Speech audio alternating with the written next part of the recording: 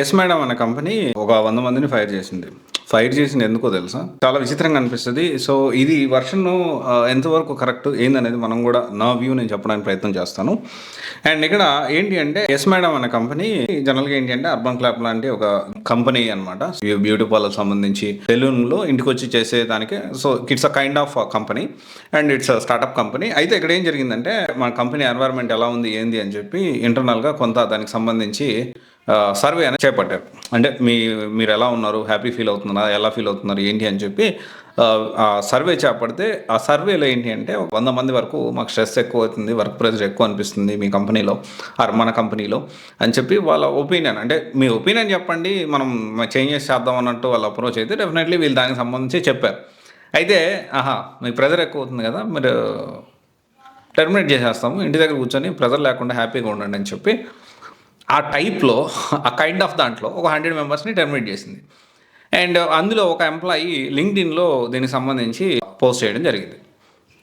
Post చేసిన తర్వాత ఇది కొంచెం బ్యాక్ ఫైర్ అయిపోయి పబ్లిక్‌లో బాగా జనాల్లోకి వెళ్ళిపోయిన తర్వాత ఇది చాలా దారుణం అనే విషయం అందరూ మాట్లాడడం, సోషల్ మీడియా యాక్టివిస్టులు అందరూ మాట్లాడడంతోటి దీన్ని మళ్ళీ ఏంటి అంటే మేము తీసేయలేదు, ఫైర్ చేయలేదు, జస్ట్ వాళ్ళకి కొంచెం రెస్ట్ ఇచ్చాము చెప్పడం. మళ్ళీ వాళ్ళు ఇదొక పీఆర్ స్టంట్‌లో భాగంగా అంటే మేము పబ్లిక్ రిలేషన్ పెంచుకోవడానికి వాళ్ళు ఎలా ఉన్నారు, ఏం చేస్తున్నారు అంటే తూసి మేమేం తీసేయలేదు అని చెప్పి మాట్లాడుతూ ఉన్నారు. సో బేసికల్లీ ఇక్కడ మనం అర్థం చేసుకోవాల్సిన విషయం ఏంటి, ఫస్ట్ బేసిక్ పాయింట్ ఏంటి అంటే ఇప్పుడున్న సిచ్యువేషన్లో జాబులు దొరకడమే కష్టంగా ఉంది. రియాలిటీ మాట్లాడుకుందాం మనం. ఐఎమ్ నాట్ యెస్ మేడం నాకేం తెలియదు అండ్ నాకేం పర్సనల్గా వాళ్ళు ఏం పరిచయం లేరు, I'm not supporting yes madam. But ఒక న్యూట్రల్గా ఒక మాట మనం మాట్లాడుకుందాం. ఒక కంపెనీ ఇప్పుడున్న సిచ్యువేషన్లో రియాలిటీ మనం మాట్లాడుకుందాం, హార్ష్ రియాలిటీ మనం మాట్లాడుకుందాం. జాబ్ దొరకడమే ఇప్పుడు కష్టంగా ఉంది అండ్ నాకు ప్రెషర్ ఎక్కువైందంటే దానికి ఎవరేం చేయలేరు. మళ్ళీ నారాయణమూర్తి గారు మన తాతగారు వాళ్ళంటి వాళ్ళు వచ్చేసి 70 గంటలు పని చేయాలంటారు.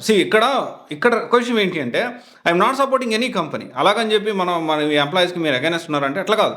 ఇక్కడ ప్రజెంట్ ఉన్న సిచ్యువేషన్లో జాబ్ దొరకడమే కష్టంగా ఉంది. నిజం ఇది. నా ప్రెజర్ ఎక్కువైతుంది, తక్కువ అవుతుంది అంటే ఇంకొక జాబ్ చూసుకో. ఇక్కడ ఉన్న పరిస్థితుల్లో ఏ కంపెనీలో ప్రెజర్ లేదు చెప్పండి, ఏ జాబ్లో ప్రెజర్ పెట్టట్లేదు చెప్పండి. ఖచ్చితంగా అన్ని జాబ్స్లో అన్ని కంపెనీస్లో ప్రెజర్ ఉంది. ఆల్మోస్ట్ ఎవరో కొన్ని కంపెనీస్ మాత్రమే ఏదో కొంచెము ఫ్రెండ్లీ ఎన్వైర్న్మెంట్ క్రియేట్ చేస్తున్నాం అని చెప్తున్నారు. కానీ ఒక్క విషయం చెప్పండి, ప్రెజర్ లేకుండా ఏ జాబ్ ఉంటే చెప్పండి. కాదు కదా. సో ఇక్కడ ఏంటి అంటే ఫస్ట్ ఆఫ్ ఆల్ సిచ్యువేషన్స్ మారుతున్నాయి, మనం ట్యూన్ చేసుకోవాలి. మనం జాబ్ చేయాలి అనుకుంటే మనం ట్యూన్ చేసుకోవాలి. చాలామంది అంటారు అన్న నాకు ప్రెజర్ లేని సాఫ్ట్వేర్ జాబ్ చెప్పండి అని. ప్రెజర్ లేని సాఫ్ట్వేర్ జాబ్ ఎక్కడ ఉంటుంది? ప్రెజర్ లేని సాఫ్ట్వేర్ జాబ్ కాదు, టీ మాస్టర్ కూడా ప్రెజర్ ఉంటుంది, వాళ్ళకు ఉండే ప్రెజర్ వాళ్ళకు ఉంటుంది. ఇక్కడ మనం అర్థం చేసుకోవాలి. డెఫినెట్లీ ఇప్పుడున్న సిచ్యువేషన్లో వర్క్ స్ట్రెస్ చాలా పెరుగుతుంది. అట్ ది సేమ్ టైం జపాన్లో ఇక్కడ నుంచి 4 రోజులు పనిచేసే జాలు 3 days వర్క్ ఫ్రీ. కానీ మన ఇక్కడ చూసుకుంటే 6 రోజులు పని చేయాలి, ఇంకా నయ్యం 7 రోజులు పని చేయాలని లేదు. ఇలా ఉంది సిచ్యువేషను. అయితే ఇక్కడ ఇంకొక విషయం మనం అర్థం చేసుకోవాలి. మనం పురకు తీసుకుంటున్నాము, వాళ్ళు ఎంత ప్రెజర్ పెట్టినా మనం ఎంత బ్యాలెన్స్డ్గా ఉంటున్నాం అనేది ఇక్కడ పాయింట్. అన్నా సెబాస్టియన్ కూడా రీసెంట్గా చూసుకుంటే ఒక అమ్మాయి సూసైడ్ చేసుకుంది, వర్క్ ప్రెజర్ ఎక్కువైంది. నేను ఇక్కడ ఏమంటున్నానంటే మనం ఎంత తీసుకుంటున్నాం అనేది ఇక్కడ ఇంపార్టెంట్. ఒక సిచ్యువేషన్ జరిగింది, వాళ్ళు బాగా ప్రెజర్ పెడుతున్నారు, మనం మైండ్కి ఎక్కించుకోకుండా మనం బ్యాలెన్స్డ్గా ఉండడం ఇక్కడ చాలా ఇంపార్టెంట్. ప్రెజర్ లేని సాఫ్ట్వేర్ జాబ్ ఉండదు.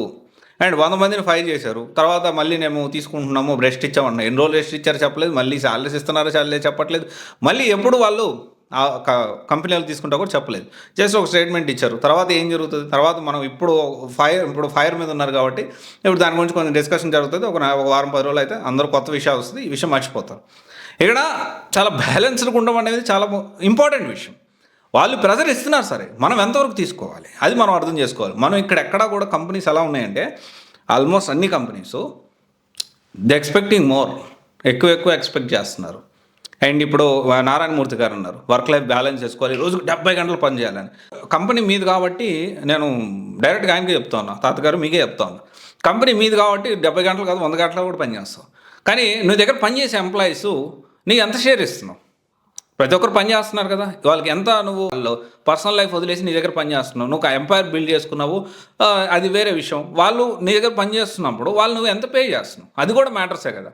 3 లక్షలు ఇచ్చి 2 లక్షలు ఇచ్చి 10,000 ఇచ్చి 15,000 ఇచ్చి 20,000 ఇచ్చి 25,000 ఇచ్చి ఫ్యూచర్లో ఎప్పుడు మీ కంపెనీ అతను నచ్చకపోతే అతను తీసేస్తారు, స్కిల్స్ అప్గ్రేడ్ అవ్వలేదని తీసేస్తారు, లేదా రకరకాల కారణాలు తీసేస్తారు. వాట్ ఎవర్ ద రీజన్స్ తీసేదానికి ఛాన్సెస్ ఉన్నాయి, పర్మనెంట్ జాబులు ఏం కాదు. సో ఇవన్నీ కూడా మనం అర్థం చేసుకోవాలి. ఇవన్నీ కూడా మాట్లాడకుండా డైరెక్ట్గా 70 గంటలు పని చేయాలి, ఇది కరెక్ట్ కాదు, ఆ రోజులు పని చేయాలి, నేను చేశానంటే నువ్వు నీ కంపెనీ కాబట్టి నువ్వు చేసినావు. డెఫినెట్లీ ఓకే, కంపెనీ ఓనర్ ఎవడైనా కానీ ఎక్కువ పని చేస్తాడు, దట్ ఈస్ ఆబ్వియస్లీ, ఎందుకంటే హీస్ బిల్డింగ్ ఎంపైర్, దాని ఫర్దర్ తర్వాత తరాలకి అన్నిటికీ ఉపయోగించుకోవడానికి చేస్తారు. సో అండ్ అలాగని చెప్పి ఆ టాటాలో మన రతన్ గారు లాగా మనం ఏమి 70% 80% ఏమి చారిటీకి ఖర్చు పెట్టట్లేదు కదా. పెడుతున్నారా? లేదు కదా. అదర్ కంపెనీస్ ఒకవేళ ఇలా మాట్లాడేవాళ్ళు, ఈవెన్ నారాయణ గారు కూడా కొంతవరకు చేస్తుండొచ్చు charity work, but definitely Ratan Tata గారు అంత అయితే చేయట్లేదు కదా. సో ఇవన్నీ కూడా మనం అర్థం చేసుకోవాలి. అర్థం చేసుకోకుండా ఇన్ని గంటలు పని చేయాలి, వర్క్ లైఫ్ బ్యాలెన్స్ అయింది ఇప్పుడు కొంతవరకు నిజమే, కానీ ఇది కూడా మనం ఆలోచించాల్సిన అవసరం ఉంది. కానీ ప్రతి ఒక్క ఎంప్లాయీకి నేనేమంటున్నానంటే, ఈరోజు ప్రెజర్ లేని జాబు, ప్రెజర్ లేని సాఫ్ట్వేర్ జాబ్ ఉండదు. సాఫ్ట్వేర్ జాబ్లో ప్రెజర్ ఉంది అంటున్నారంటే మీరు ఇంకో కంపెనీ ఎత్తుకోండి, మీకు ఆ కంపెనీ నచ్చకపోతే. కానీ మోస్ట్ ఆఫ్ ద టైమ్స్ అన్ని కంపెనీస్ ఇలాగే ఉన్నాయి కాబట్టి మనల్ని ట్యూన్ చేసుకొని ఎంతవరకు మనం తీసుకోవాలి దీని గురించి మనం ఆలోచించాలి. ఓకే, ఎనీవే ఇదైతే ఎస్ మేడం ఇష్యూ అయితే చాలా దారుణం. సో ఇంకా ఫర్దర్గా ఏంటి అంటే, ఏమైనా కంపెనీ సర్వే చేపట్టినా కానీ బాగుందనే చెప్పాలి. బాగలేదు, అది లేదు, ఇది లేదంటే సరే ఇంటికాడ కూర్చో బాబు ప్రశాంతంగా అంటారు, ఎట్లా వీళ్ళు అన్నట్టు. తర్వాత మాట మారుస్తారేమో చెప్పలేము. Thank you. This is Raj signing off.